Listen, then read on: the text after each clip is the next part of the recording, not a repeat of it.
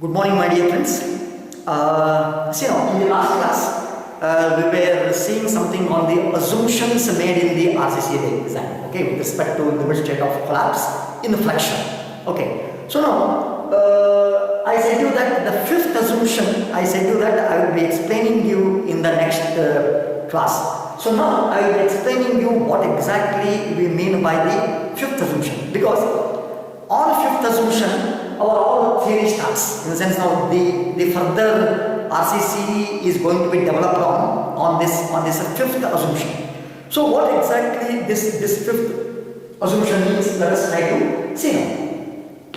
What fifth assumption has said is, okay, your distribution of the stress in concrete, in compression, it is given by idealized stress strain curve. Okay, it means that, see now, please try to understand these figures very carefully, because they are very important from the next point of view. Okay, so please try to understand. See now, here I have got RCC beam's cross section. It is the beam is coming out of your blackboard. Okay, so I have taken a cross section here.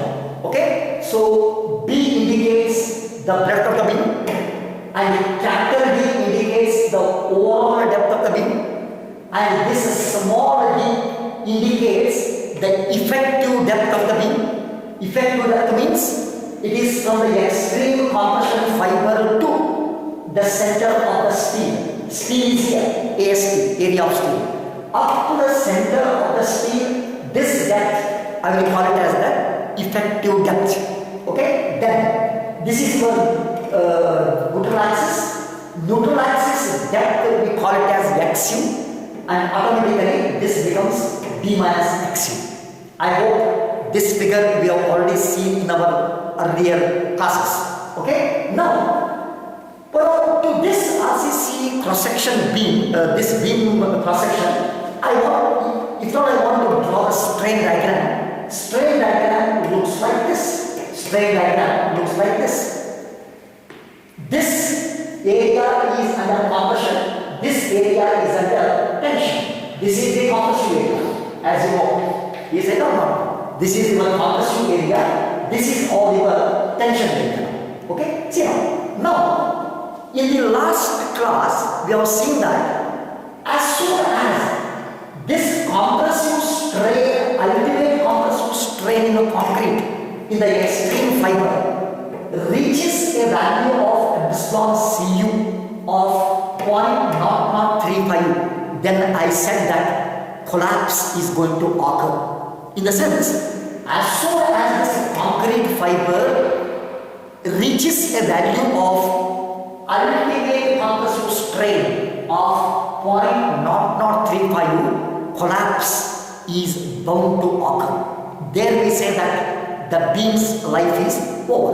The beam is going to collapse.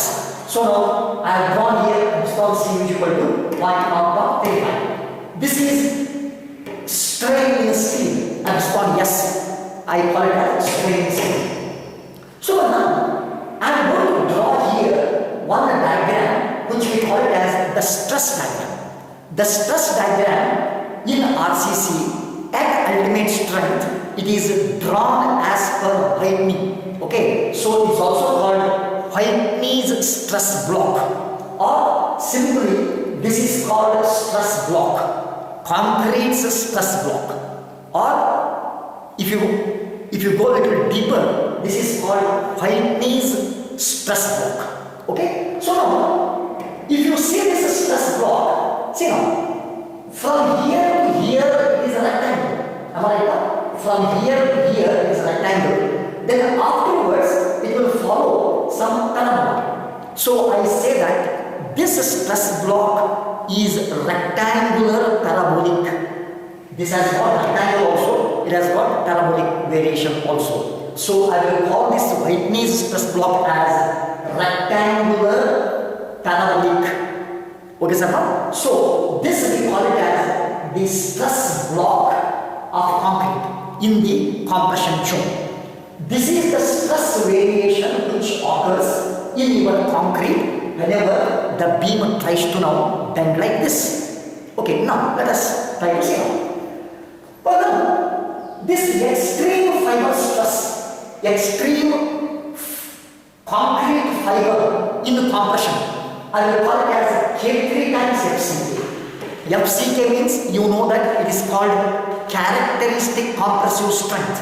It's called characteristic compressive strength. So now, if I use M30 grade of concrete, you know that, okay, its characteristic compressive strength is 30 Newton per mm square. Is it right or not? Its characteristic compressive strength is 30 Newton per mm square. So FCK means if I use M30 grade of concrete, I know the value of this FCK. FCK value is 30. Is it or not? So now here you will see that this Whitney, what he said is this extreme compressive stress, he calls it as K3 times FCK. The same thing I will do here now. K3 times FCK means it is the maximum ordinate of stress block, or I say that it is the maximum compressive stress in concrete. It is now.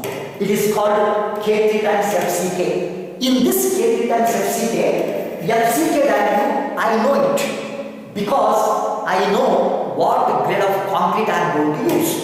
Okay, this is one thing. Next thing is, see now, as I have already said you, this stress block is rectangular parabolic. So since it is a rectangular parabolic, Whitney has defined one more stress block parameter. What he says is, here now he says, he calls this K1 FCK as the average stress in concrete.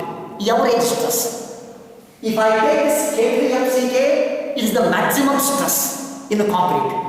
Now if I take the average of rectangle as well as the parabola, so according to Whitney, he says that its value is the average stress in the concrete is K1 FCK. Again, the FCK is characteristic compressive strength of the concrete. So now here I will tell K1 FCK means it is the average compressive stress in concrete. Is the average stress in concrete. And the last one, see now, if I take this steel, at the CG of this steel, there occurs a ultimate tensile force, TU. I will call this as a TU. TU means it is the ultimate tensile force. And similarly, if I take this rectangular parabolic stress block, at the CG of this area, there occurs one ultimate compressive force. One ultimate compressive force is going to occur, and this I will call it as CU force. CU and TU are equal, but they are opposite in nature. TU is acting in this direction, and CU is acting in this direction. And they are separated by a lever arm A. They are separated by a lever arm A. See now, this CU, it is the ultimate compressive force, and TU is ultimate tensile force. Now, what Whitney has said is, if at all you want to draw this stress block, okay, you should know the values of K1, K2 and K3.